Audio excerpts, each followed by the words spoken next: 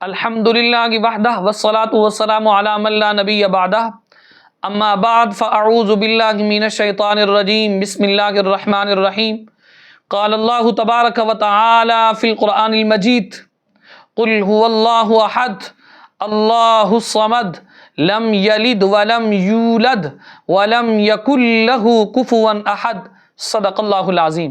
برادران ملت، آج کے ہمارے درس کا عنوان ہے سورت اخلاص، کثرت کے ساتھ پڑھنے والا جنت کے اندر جائے گا۔ آپ سورہ اخلاص کے معنی کے اندر غور کریں۔ رب فرماتا ہے میرے حبیب آپ کہہ دیں اللہ ایک ہے، اللہ بے نیاز ہے، نہ اس نے کسی کو جنا ہے، نہ اسے جنا گیا ہے، اور نہ اس کا کوئی شریک اور ہمسر ہے۔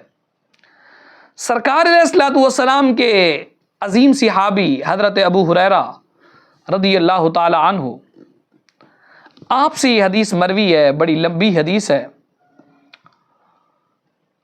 آپ کہتے ہیں سرکار علیہ الصلوۃ والسلام کے ساتھ میں موجود تھا۔ حضرت ابو ہریرہ کہتے ہیں ہم ایک ایسے آدمی کے پاس سے گزرے جو سورت اخلاص پڑھ رہا تھا، تو سرکار علیہ الصلوۃ والسلام نے فرمایا وجبت، اس کے لیے واجب ہو گئی۔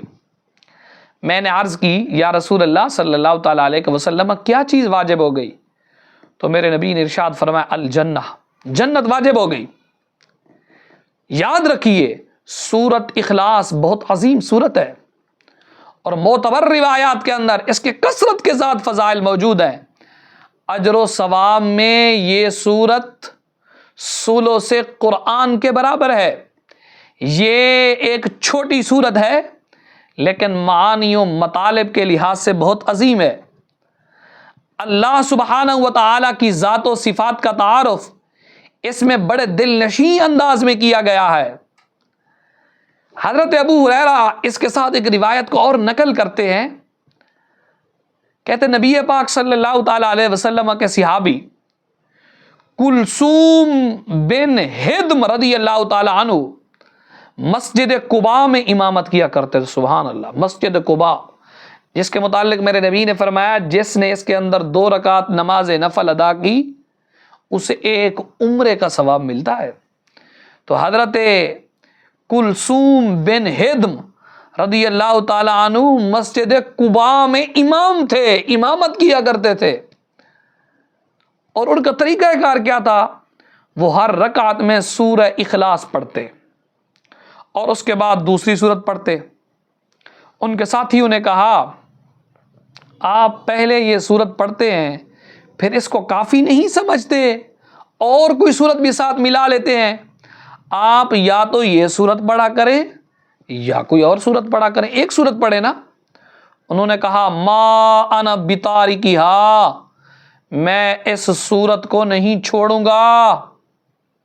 آپ جلال کے اندر آ گئے، یہاں تک فرمایا مزہ آئے گا حدیث کا، فرمایا ان احببتم ان اؤمکم بذالک فعلت، فرمایا تمہیں پسند ہو تو مجھے امام رکھ لو، تمہیں پسند ہو تو مجھے امام رکھ لو، وَإِن كَرِهْتُمْ تَرَكْتُكُمْ، اور اگر پسند نہ ہو تو امامت سے الگ کر دو، لیکن میں نے ہر نماز میں سورت اخلاص کو اسی طرح پڑھنا ہے۔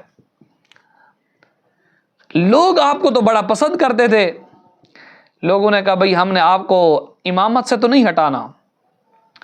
جب سرکار علیہ الصلوۃ والسلام کے ہاں آئے لوگ اور لوگوں نے یہ مسئلہ میرے نبی کے سامنے پیش کیا، عرض کیا رسول اللہ صلی اللہ تعالیٰ علیہ وسلم انہوں نے تو یہاں تک فرما دیا، فرمایا میں سورت کو چھوڑنے والا نہیں ہوں، اگر تم چاہو تو مجھے امام رکھ لو، اگر نہیں چاہتے تو میں جو ہے امامت سے برخاست ہو جاتا ہوں، لیکن میں اگر مجھے امام بنانا ہے تو میں ہر نماز کی ہر رکعت کے اندر سورت اخلاص کو ضرور پڑھوں گا۔ سرکار علیہ الصلوۃ والسلام نے کلثوم بن ہدم سے پوچھا تم اپنے لوگوں کی بات کیوں نہیں مانتے؟ ہر رکعت میں سورہ اخلاص کیوں پڑھتے ہو؟ اس کا سبب کیا ہے؟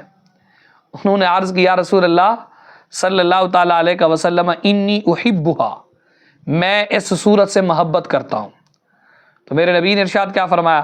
فرمایا حبک ایہا ادخلک الجنہ. فرمایا اس صورت کی محبت تمہیں جنت میں لے جائے گی.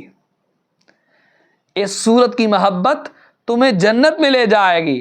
اور سرکار نے فرمایا سورہ اخلاص پڑھنے والے کے لیے جنت واجب ہو جاتی ہے. حضرت ابو ہریرہ رضی اللہ تعالی عنہ کہتے ہیں سرکار علیہ الصلوۃ والسلام کے ساتھ ایسے آدمی کے پاس سے گزر ہوا جو سورہ اخلاص پڑھ رہا تھا, تو سرکار نے فرمایا وجبت, اس کے لیے واجب ہو گئی. میں نے عرض کی یا رسول اللہ کیا چیز واجب ہو گئی؟ سرکار نے فرمایا الجنت, جنت واجب ہو گئی. ادھر جن کو امامت سے ہٹایا جا رہا ہے انہوں نے کہا میں امامت تو چھوڑ دوں گا لیکن ہر رکعت کے اندر سورہ اخلاص کو نہیں چھوڑوں گا. میرے نبی نے بھی فرما دیا, فرمایا جو یہ سورہ اخلاص سے برکت محبت کرتا ہے, سورہ اخلاص سے پیار کرتا ہے, سورہ اخلاص کو بار بار پڑھتا ہے, اس سورہ اخلاص کی محبت نے اس کے لیے جنت کو واجب کر دیا ہے. گویا کہ ہمیں چاہیے کہ ہمیں سورہ اخلاص کی کثرت کے ساتھ تلاوت کرنی چاہیے.